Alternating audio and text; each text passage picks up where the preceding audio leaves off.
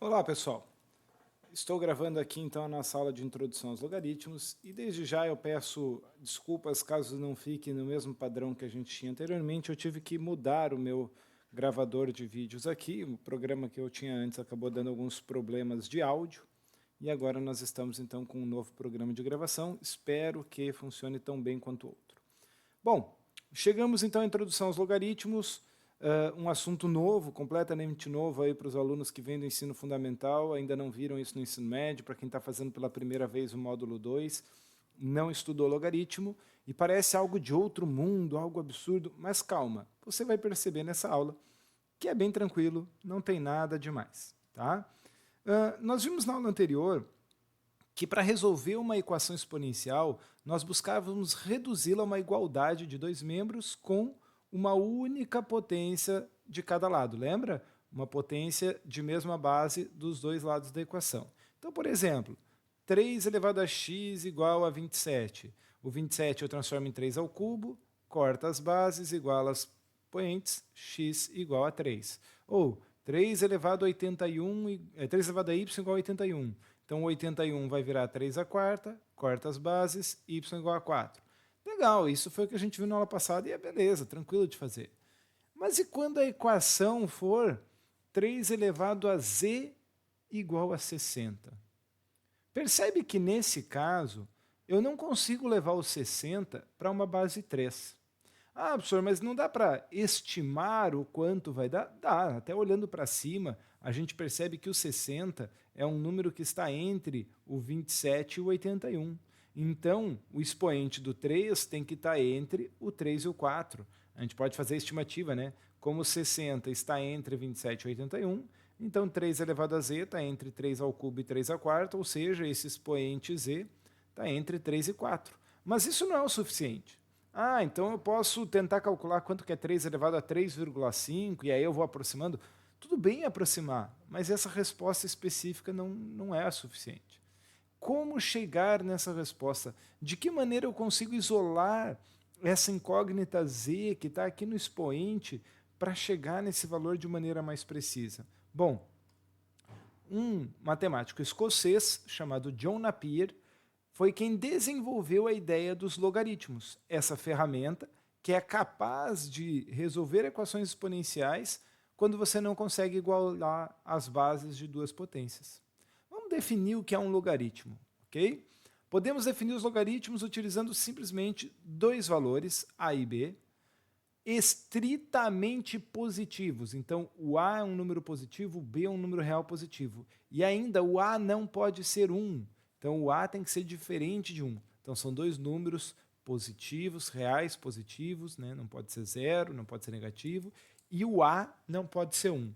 E aí nós lemos aqui, ó, log de b na base a. Log de b na base a. É assim que se lê essa expressão. A é chamado de base do logaritmo e B é chamado de logaritmando, aquele elemento que está dentro do logaritmo. E a definição dele é muito simples. Log de B na base A vale x se e somente se, é o que essa seta dupla indica, A elevado a x igual a B. Ou seja, se eu pego essa base A e elevo a um número e o resultado dessa potência dá o logaritmando b, então o resultado desse log é esse expoente que eu escolhi para essa potência. De maneira básica, a gente representa normalmente essa relação entre o logaritmo e potência assim, ó. A elevado a x, está vendo essa setinha? A elevado a x igual a b. Então é sempre nessa sequência. A base do logaritmando como base da potência, o resultado do logaritmo como expoente na potência e o logaritmando como resultado da potência. Dessa maneira, a gente pode fazer algumas afirmações bem simples. Por exemplo, quanto vale o log de 27 na base 3? Ora, eu tenho que pegar o 3, elevar um número, e isso tem que dar 27. 27 é 3 ao cubo. Então, eu posso dizer que log de 27 na base 3, 3 elevado a 3 é igual a 27. Então, log de 27 na base 3 é igual a 3. certo? Log de 36 na base 6. Mesma coisa, 6 elevado a quanto vai dar 36? 6 elevado ao quadrado, elevado a 2, é igual a 36. Então, já que 6 ao quadrado é 36, log de 36 na base 6 vale 2. Log de 1 na base 7. E agora, hein? O 7 eu vou elevar um número e isso vai dar 1. Que expoente eu coloco para uma base 7 para o resultado da potência da 1? 0. E seguindo as flechas, 7 elevado a 0 é igual a 1. Perfeito? Olha lá. Log de 1/25 na base 5. Que expoente eu coloco para o 5 que o resultado vai dar 1/25? Opa, pera lá. Para o 5 virar 1 sobre 25, primeiro eu tenho que elevar ao quadrado, porque 5 ao quadrado é 25. Mas para inverter, para que o 25 vá para o denominador, eu vou usar um expoente negativo. Então, 5 elevado a menos 2 é igual a 1 sobre 25. Então, log de 1/25 na base 5 é menos 2. E olha agora, log de 2 na base 8. O 8 é 2 ao cubo. Beleza, mas se eu elevar o 8 ao cubo dá 2? Não. Eu tinha que fazer a operação inversa. Qual que é a operação inversa de elevar ao cubo? É raiz cúbica. Não, mas eu não posso colocar uma raiz aqui, eu estou trabalhando só com potências. Qual é o expoente da potência que representa uma raiz cúbica? Lembra que a gente falou lá na aula de potências e raízes? Se eu usar um expoente fracionário, eu estou representando uma raiz?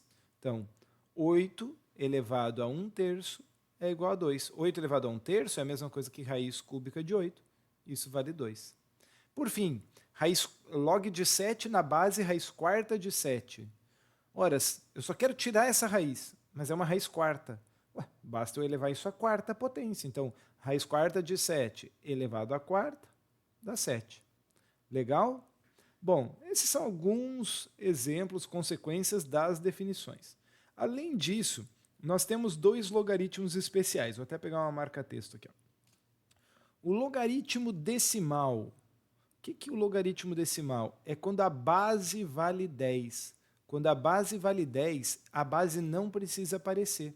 Log de p na base 10 é só log de p. Então, você vê só um logaritmo e o logaritmando, é porque a base é decimal, é base 10. A gente se acostuma a ver potências e, de repente, um número que não tem expoente, ele é uma potência, só que o expoente é 1.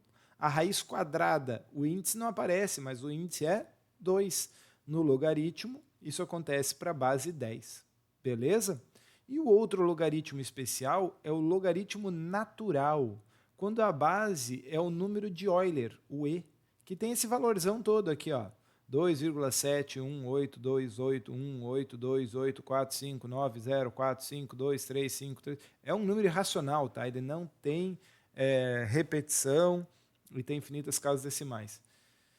Ele também é conhecido como logaritmo neperiano, né, em homenagem ao Napier. A gente vai usar muito pouco em sala de aula, tá, pessoal? Mas é importante entender que existe essa característica, esse log especial, que é o logaritmo natural.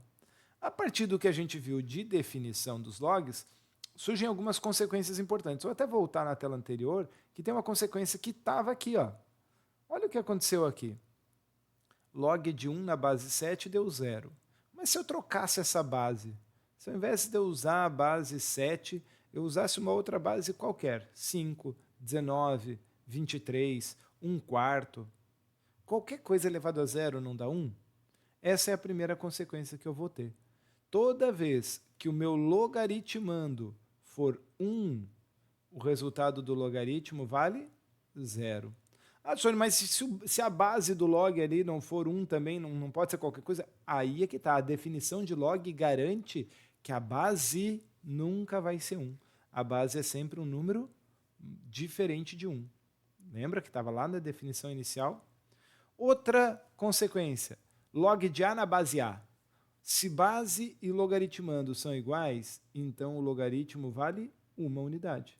A elevado a 1 é ele mesmo. Beleza?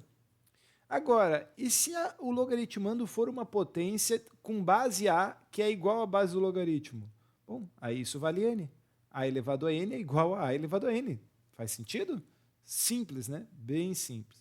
Agora vem uma propriedade, uma consequência, desculpa, não é uma propriedade, mas uma consequência que é um pouco curiosa, tá? A elevado a log de n na base A igual a n. Ou seja, se eu tiver uma potência com base A e o expoente dessa potência for um logaritmo com a mesma base A, então o resultado dessa potência com o expoente logaritmo é o logaritmando do logaritmo, é o n. Por que isso, professor? Veja, se eu pegar todo aquele logaritmo e chamar de k, eu vou ter a elevado a k igual a n, que é o que está proposto lá no início. Agora, olhando para esse logaritmo que a gente escreveu aqui, a elevado a k não é realmente igual a n, de acordo com a proposta? Isso confirma, então, essa expressão.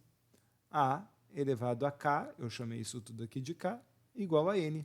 Por que a elevado a k igual a n? Porque eu chamei k o log de n na base A. Tá ok? Meio confuso. A gente usa pouco isso aqui, mas é interessante conhecer. Outro cara interessante são essas igualdades aqui. Ó. Vou até apagar ali para não ficar confuso a setinha aqui. Tá? Então eu tenho aqui a igualdade. Ó. Log de P na base A é igual a log de Q na base A. Eu igualei dois logs de mesma base. Lembra que a gente igualou duas potências de mesma base antes? Cortava a base e igualava os expoentes. Aqui eu também vou poder cortar os logs e igualar os logaritmandos. Se o log de P na base A é igual ao log de Q na base A, isso só vai acontecer quando P e Q forem iguais. Beleza? E com essas consequências, a gente pode até calcular algumas expressões que envolvem log. Olha que interessante essa expressão aqui. A gente tem aqui o valor de x. X é igual a log de 8 na base 2, mais log de 1 na base 27, menos log de 5 elevado a log de 3 na base 5. A segunda e a terceira parte aqui, elas são diretas, né? Então, diretas, só usar uma consequência. A primeira, ao invés de eu olhar para log de 8 na base 2, eu vou escrever o 8 como 2 ao cubo. Aí eu tenho log de 2 ao cubo na base 2. E pela terceira consequência, isso vale o expoente do 2 aqui, vale 3. Pela primeira consequência, a segundo log de 1 na base 27 vale 0. E pela quarta consequência, 5 elevado a log de 3 na base 5 vale 3. Então eu vou ter 3 mais 0 menos 3, isso dá 0. Beleza? Olha nesse segundo caso, agora o x está dentro do logaritmo. É o logaritmando desse log de x na base 4. Nessa parte aqui eu tenho um log de 13 na base 13. Quanto é que vale isso aqui? Vale 1. Log de 13 na base 13 é log de A na base A, vale 1. E aqui eu tenho log de 12 na base 4. Então, 1 vezes log de 2 na base 4, fica só o log de 2 na base 4. Aí eu tenho igualdade de dois logs de mesma base. Corta os logs e iguala os logaritmandos, x igual a 12. Simples, certo? Às vezes dá um pouco mais de trabalho. Por exemplo, como é que eu vou calcular o valor desse log? Log de raiz quinta de 9 na base 1/27. Ih, agora deu trabalho. Bom, e se a gente chamar isso de x? Chamando isso de x e aplicando a definição de log, eu posso dizer que esse elevado a esse é igual a esse. Certo ou não? Dá para fazer isso. Legal. Então, chego na igualdade dessas duas potências. E aí eu caí numa equação exponencial. E isso a gente viu na aula passada como é que resolve. 1/27 eu posso levar para a base 3 e o 9 também para a base 3. 1/27 vai ficar 1 sobre 3 ao cubo, o 9 é 3 ao quadrado e a raiz quinta vira o expoente 1/5. Eu tenho aqui potência de potência aqui também. E outra, aqui o 3 está no denominador, né? Para eu jogar ele para cima, basta mudar o sinal, ficaria 3 na menos 3, muda o sinal do expoente, multiplica com x, 3 elevado a menos 3x, e aqui multiplica 2 vezes 1/5, 2/5. Agora sim, duas potências de mesma base, corta as bases, iguala os expoentes, menos 3x igual a 2/5, dividido por menos 3, x igual a menos 2/15. Beleza? Vou parar por aqui esse vídeo. No próximo vídeo eu vou continuar desse mesmo slide, porque ainda tem alguns exercícios para fazer aqui, para a gente dar sequência no nosso conteúdo. Beleza? Segue aí.